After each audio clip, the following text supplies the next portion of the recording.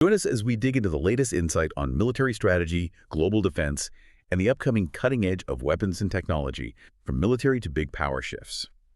We break down the story shaping how this all happened. Welcome to Zero Hour Brief. Welcome back to the deep dive. Today, we are tackling some rhetoric that honestly sounds ripped straight from an old Cold War movie. Yeah, the idea of a direct fight between Russia and NATO. Potentially, World War III stuff. Exactly. The language from leaders has been incredibly sharp.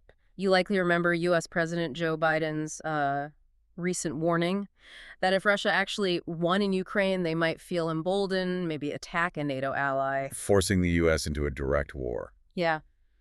But then, almost immediately, you had Russian President Vladimir Putin just dismissing it, calling the whole idea complete nonsense. Right. He claimed Moscow has absolutely no interest, no geopolitical interest, neither economic, political, nor military, to fight with NATO countries. Flat out denial. So that's the big headline-grabbing war of words. But what we want to do today is, well, cut through that noise. Get into what Russia actually does when it competes with the West. Yeah. We're going to dive into what analysts are calling Russia's toolkit of hostile measures. And here's the core insight, really, that we found in the sources, which is kind of surprising. Yeah. Russia is incredibly competent, often tactically successful in its aggression. Right. But that success seems consistently undermined by, well, strategic short-sightedness. They don't seem to play the long game well. Exactly. So this deep dive is really designed to give you a clearer picture of this adversarial competition. It's something that operates continuously, often way below the level of a declared war. But still carries huge implications for global stability. Absolutely. Okay, so let's unpack the rhetoric first. Because these words from Biden and Putin, they weren't just abstract comments, were they? They were tied to some very real high-stakes politics late last year. Oh, definitely. They were political tools, Yeah. essentially. President Biden's warnings, they were clearly aimed at pressuring the U.S. Congress. Right, about that huge aid package for Ukraine. Yeah, the $61.4 billion, part of that even larger $110 billion fund. His argument was pretty direct. Almost an ultimatum, right? Yeah. Refuse this money and you risk handing Putin A Christmas gift, I think was the phrase, a victory in Ukraine. And it's a massive amount, especially considering the U.S. had already sent, what, $111 billion since the invasion started in February 2022.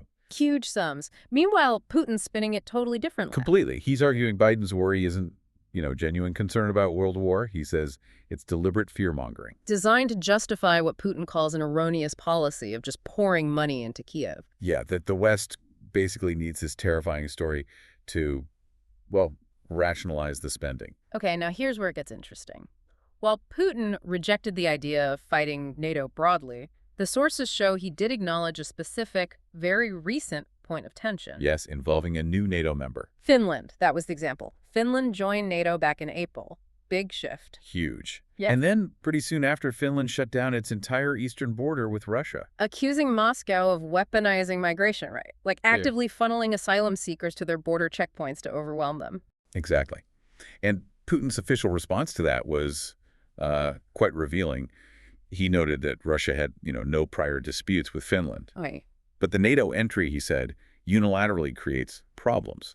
And those problems, according to him, now force Russia to set up the Leningrad military district and concentrate troops there. So wait, you have this denial of wanting a big war, but then immediately acknowledging a specific military reaction to NATO expansion. And on top of that, using an unconventional tactic, the migrant pressure, against Finland's border. Okay, so this is the perfect pivot point then. If Russia says it doesn't want a tank battle with NATO, but it's actively using tactics like weaponized migration, cyber attacks, destabilization, what do we actually call that activity? And this is where analysts argue we need to shift the framework. We need to talk about hostile measures. Moving beyond those older Cold War terms, like measures short of war, MSW. Exactly. Yeah. That old term implies this stuff only happens in peacetime, right? That Yeah. you save the real war measures for actual conflict. But the argument now is that these measures are used when? All the time.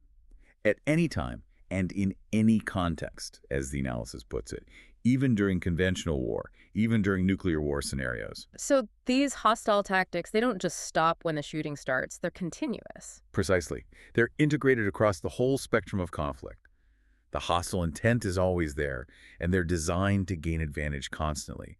It's less a phase, more like a permanent toolkit. And we see this toolkit used consistently by Russia, right? Looking back historically. Oh yeah, the sources point to plenty of historical examples from the Soviet era. Okay, let's tick through some of those tools.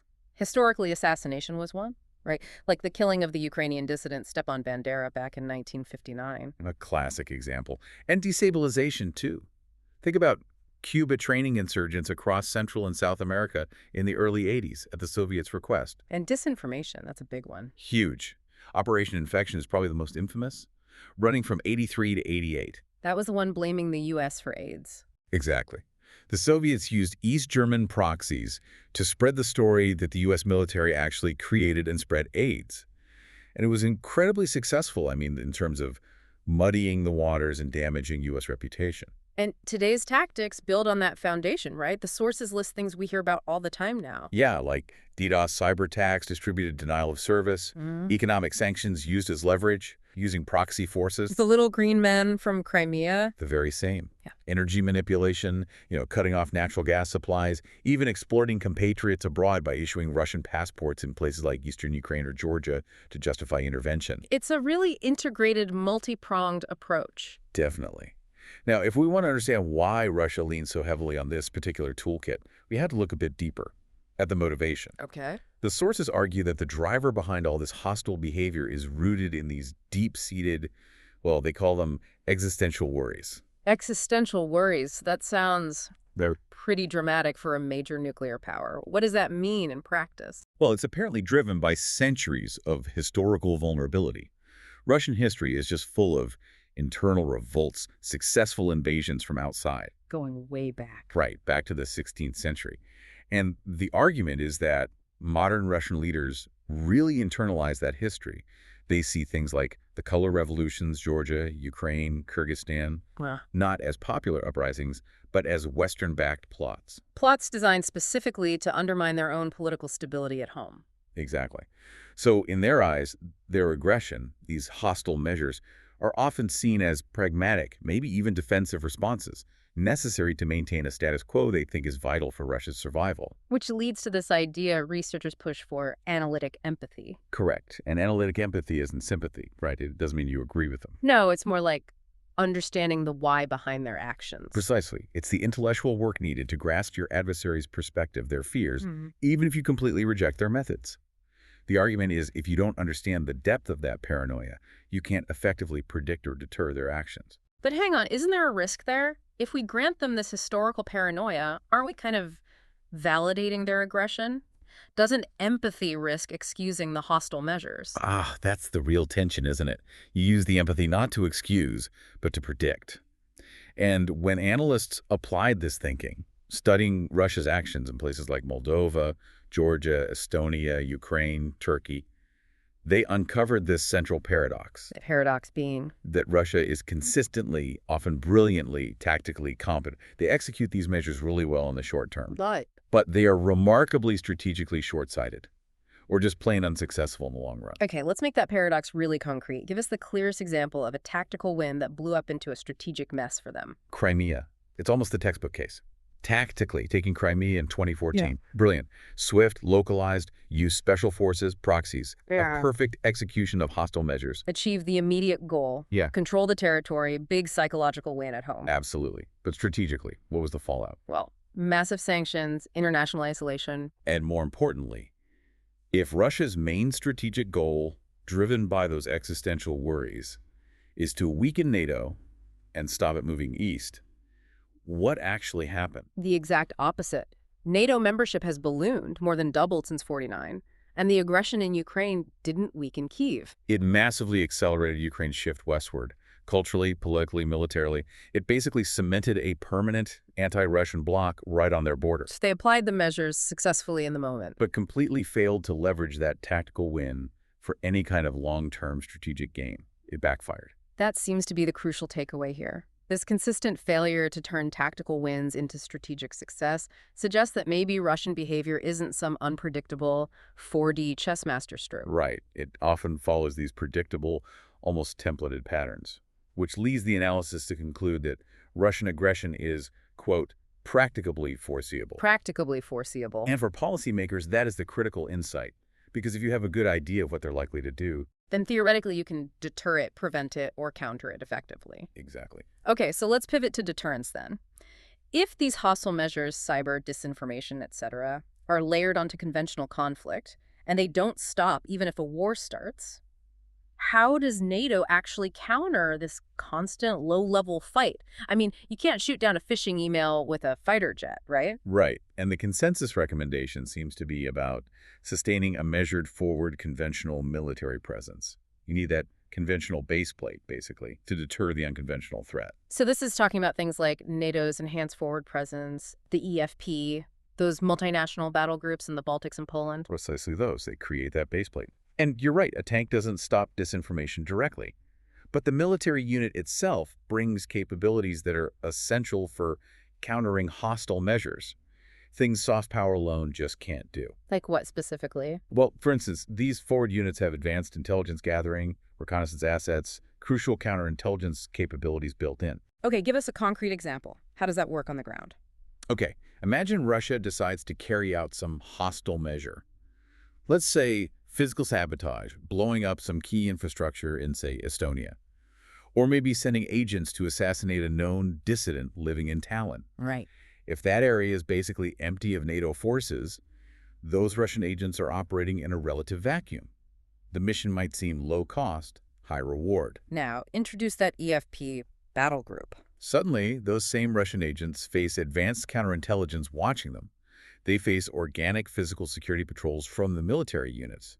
They might even face specialized units capable of MISO military information support operations. What used to be called PSYOPs, shaping the information space. Yeah, exactly. The simple presence of these highly capable soldiers means the cost, the risk of that hostile mission just skyrockets. It fundamentally changes Russia's cost-benefit calculation instantly. So the physical presence of those troops acts like a deterrent shield against these foreseeable hostile measures, particularly in what Russia thinks of as its near abroad. It's arguably the most effective strategy we have to disrupt those predictable patterns of aggression. It isn't really about prepping for the next big conventional war. It's about making this constant gray zone conflict too expensive, too risky for them to pursue successfully. Which brings us back to the big picture, really.